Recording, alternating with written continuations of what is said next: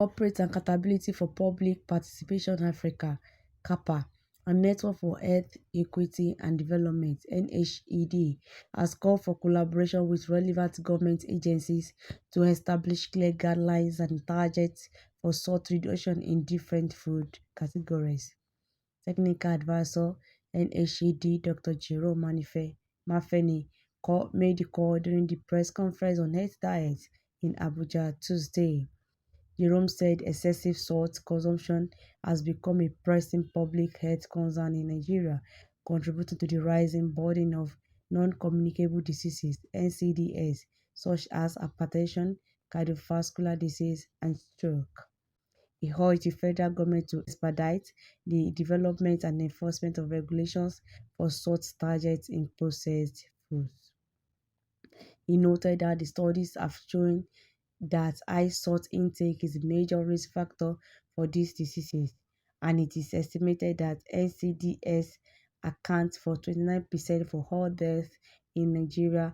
Also explained that high salt intake is directly linked to increased blood pressure, which is leading risk factor for cardiovascular diseases.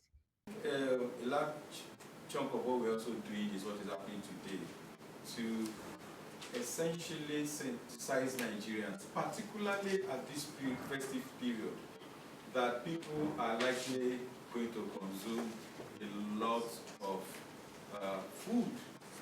It's cultural. The festive period is when we exchange food, is when we cook, it's when we do a lot of sharing and eating, you know. Some of us are still at work and our family are already calling us to come back home. You know, you've not bought the chicken, you've not bought all that. And we're trying to tell Nigerians that you can also enjoy the festive period without compromising your health. And as we go about this festive period, we ensure that we regulate the amount of salt that we take. And it's also worthy of note that while we are also, trying to educate Nigerians, is to also say we need to be aware of the tactics of the industry to get us completely hooked on these products. We notice since we entered December the escalation of promotion by some of the sodium manufacturers in Nigeria, because they know they are going to cook. And so some of them even started organizing food festivals. I have seen quite a number of even adverts, and these days online adverts that were promoting some of these products. Almost all of them, all of them already had salt in them. Taking proactive measures to implement regulations on salt targets provides Nigeria with an opportunity to improve the health and well-being of its people. The regulations won't just address the rising challenges of non-communicable diseases, but also foster a culture of healthier eating, creating a positive impact on the overall health of the nation.